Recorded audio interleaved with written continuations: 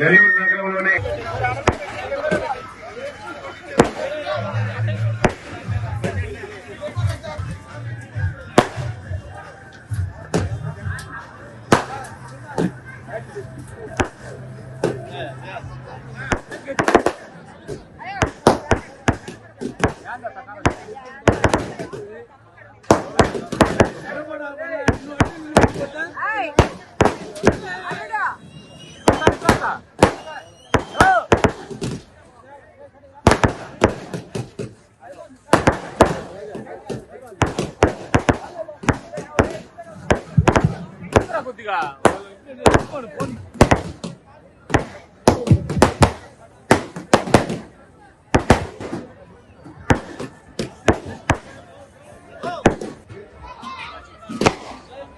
హఫీజ్ గారు, అబ్దుల్ కరీం గారు, నజీర్ గారు, ఫహీం గారు, అజీం గారు, అబ్దుల్ ఫహీం,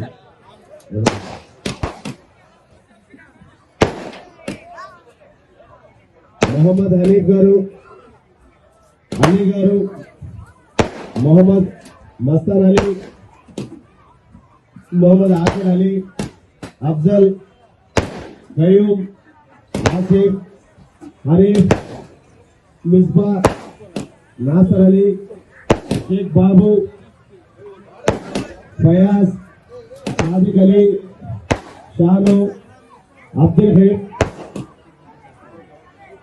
ఇలియాస్, షాహిర్, మరి మౌలానా అజీజ్ గారిని ఆదరణగా పాటలో ఆహ్వానిస్తాము. వీరితో పాటు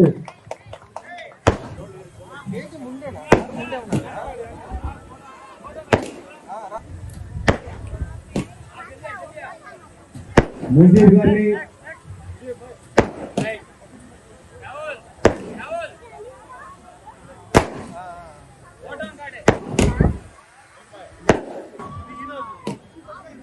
అల్తాఫ్ గారిని, మొయిద్దీన్ గారిని, షబీర్, రఫీ గారిని, రహమతుల్లా, జానీ, షఫీ, హలీం, పార్టీ చేయడం కూడా కన్ను వేసుకుని కన్నా దిగితే మళ్ళీ లాస్ట్ లో ఫోటో తీసుకోవాలి. కన్ను కట్టించుకొని కొద్దిగా పక్కగా వెళ్ళి మళ్ళీ అందరితో గ్రూప్ ఫోటో తీసుకోవాలి. కన్ను వేసుకుని వెనక వచ్చేసింది. రహమతుల్లా గారు, జానీ గారు, షఫీ, హలీం, ముజ్జు, రియాజ్, జయీద్, శాన్వాస్, అశోక్,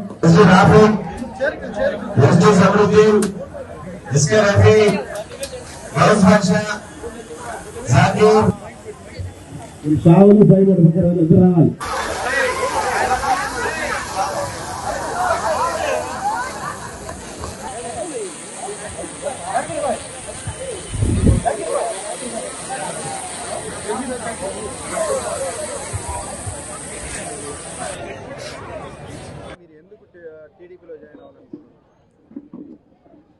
నేను ఈరోజు టీడీపీలో చేరబోతున్న సందర్భంగా నేను ఒకటే తెలియజేసుకుంటున్నాను. వైసీపీ మైనారిటీలకు చేసింది ఏమీ లేదు. 5 సంవత్సరాల పాలనలో మైనారిటీలకి ఏ విధంగా సహాయపడలేదు జగన్మోహన్ రెడ్డి గారు. అదేవిధంగా నెల్లూరులో కూడా అదే జరిగింది. అందుకోసం ఇవన్నీ చూసాము. చూసిన తర్వాత మాకు నచ్చలేదు. అందుకోసం ఈరోజు టీడీపీలో చేరుతున్నాను. నెల్లూరుని డెవలప్మెంట్ చేసింది నారాయణ గారు. ఈరోజు నెల్లూరులో ఇంత డెవలప్మెంట్ కనిపిస్తుందంటే దానికి కారణం నారాయణ గారు. ఒక 54వ డివిజన్ తీసుకోండి, ప్రతి వీధిలో రోడ్లు, టిడ్కో అపార్ట్మెంట్సు, షాదీ మంజిల్కి శంకుస్థాపన, అదే పార్క్కి శంకుస్థాపనలు అన్నీ. నెల్లూరు అభివృద్ధి ప్రదాత పొంగూరు నారాయణ గారు. స్కిల్ డెవలప్మెంట్ కానీ అండర్ డ్రైనేజ్ సిస్టమ్ 80% పూర్తి చేసిన ఘనత నారాయణ గారిది. అదేవిధంగా చేపల మార్కెట్ దగ్గర స్కిల్ డెవలప్మెంట్ సెంటర్ పెడితే దాన్ని తీసేసి ఈ మధ్య వైసీపీ నాయకులు చికెన్ పకోడా అంగడి పెట్టారండి. ఎంత దారుణం అండి, చికెన్ పకోడా అంగడి పెట్టారండి. ముస్లిమ్స్ కోసం మహిళా కళాశాల నారాయణ గారు అబ్దుల్ అజీజ్ గారు కలిసి పిఎన్ఎంఐ స్కూల్లో మహిళా కళాశాల ఏర్పాటు చేశారండి 1924 దాకా. ఈరోజు అది మూతపడిపోయింది. మైనార్టీల కోసం చాలా ద్రోహం చేసిందండి వైసీపీ ప్రభుత్వం. దానివల్ల ఈరోజు చాలామంది దీన్ని చేరుతున్నారు టీడీపీలో. టీడీపీ ఈసారి స్వీప్ చేసి పారేస్తుంది అంతే. అంటే టీడీపీ అభివృద్ధి ఏం చేయలేదు, మేము చేసాము అని చెప్పేసి కూడా వైసీపీ నాయకులు కొంతమంది చెప్తున్నారు. టీడీపీ అభివృద్ధి ఏం చేయలేదు 2014 నుంచి 2019. ఎందుకు అభివృద్ధి చేయాలండి? ఎందుకు అభివృద్ధి చేయలేదు? కంటికి కనిపించేంత చేశారు.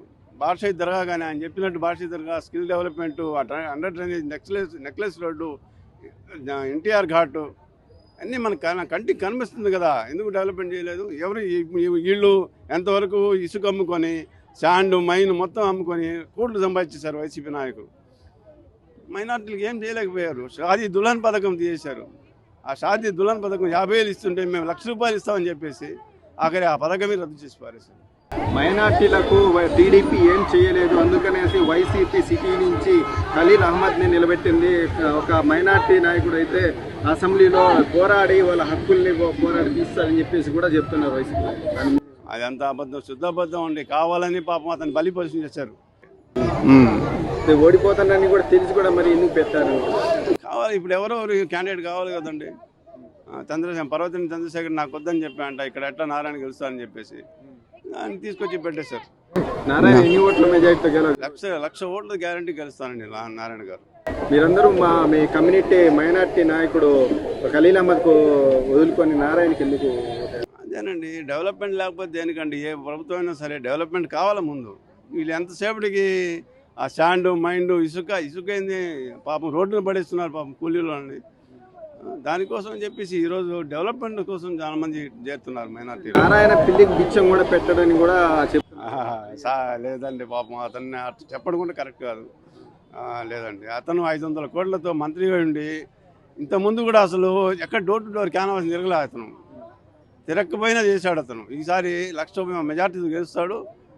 మైనార్టీలు మొత్తం అతని మీదే బాగా మంచి సదభిప్రాయంతో ఉన్నారు. దాన్ని అతన్ని చేసి చూపిస్తాడు కూడా, గ్యారెంటీ అండి. ఇదే వాలంటీర్స్ ఈ రోజు స్వచ్ఛందంగా తమ భవిష్యత్తు ప్రశ్నార్థకంగా ఉందని తెలుసుకొని ఈ రోజు మన తెలుగుదేశం పార్టీ చంద్రబాబు నాయుడు గారు ఏదైతే హామీ ఇచ్చారో ఎలక్షన్స్ తర్వాత వాళ్లకు జాబ్స్ షూరిటీ గానీ సెక్యూరిటీ గానీ వాళ్లకు ఇంకా ఉన్నత పదవులు ఇవ్వడానికి ఉన్నత ఉద్యోగాలు ఇవ్వడానికి ఆయన ఇచ్చిన స్టేట్మెంట్ తర్వాత ఈ వాలంటీర్స్ స్వచ్ఛందంగా వస్తున్నారు. వాళ్లే కొంత ఫండ్ కాంట్రిబ్యూట్ చేసుకుని వాళ్ళ అసోసియేషన్ తరఫున నారాయణ గారికి ఇచ్చి మన అసోసియేషన్ తరఫున చంద్రబాబు నాయుడుకు ఇది చేర్పించండి. మాకు బాబు గారి ద్వారా మాకు నమ్మకం ఉంది. బాబు గారు వస్తేనే మాకు న్యాయం జరగదు. ఇప్పుడు దాకా ఆయన చెప్పిన కళ్ళబోయిన మాటలతో మేము ఈ పయనం చేస్తున్నాం. ఇంకా వద్దు, మా కళ్ళు తెరిచాడు చంద్రబాబు నాయుడు గారు. చంద్రబాబు నాయుడు గారితోనే మా భవిష్యత్తు ఉందనేసి ఇదే వాలంటీర్స్ ఇదే యువత ముందుకొచ్చి చెప్తున్నారంటే అర్థం చేసుకోండి. ఇదంతా డైజెస్ట్ చేసుకోలేకుండా విజయసాయి రెడ్డి గారు ఈ వాలంటీర్స్ గురించి, అదే కాకుండా ముఖ్యంగా యూసీసీ ఏదో యూనిఫామ్ సివిల్ కోడ్ గురించి అది మొన్న ప్రస్తావన తీసుకొస్తున్నారు. బాబు నువ్వు వచ్చి దీని గురించి మాట్లాడే సిగ్గు లేదా నీకు? విజయసాయి రెడ్డి నీకు సిగ్గు లేదా? ఎవరు త్రిబుల్ తలాక్ చేతులు ఎత్తింది?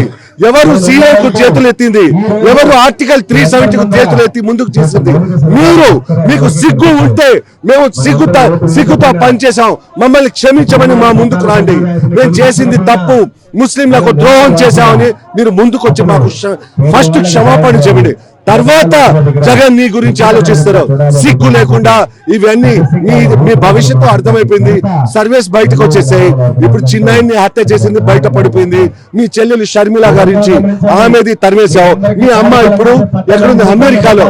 సిగ్గు ఉంటే విజయసాయి రెడ్డి నువ్వు మళ్ళీ మాట్లాడవు. వాస్తవాలు ముందుకు తీసుకురా. వాస్తవాలు ముందుకు తీసుకొచ్చి ఓటుని అడుగు. నీకు దమ్ము ధైర్యం ఉంటే మైనార్టీస్.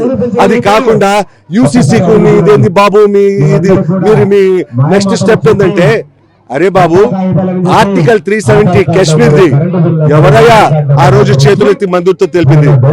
సిఏ గురించి ఎవరయ్యా రాజ్యసభలో 8 ఓట్లు కానీ మీరు వేయకపోయి ఉంటే ఆ బిల్ పాస్ కాసేది కాదు. ట్రిపుల్ తలాక్ ఎవరైనా చేసింది మీరు. అందువల్ల విజయసాయి ఈ అజెండా ముందు చెప్పండి. మీ జగన్ మీరు ముందుకు వచ్చి కమ్యూనిటీకి క్షమాపణ చెప్పుకోవాలి. Thank you.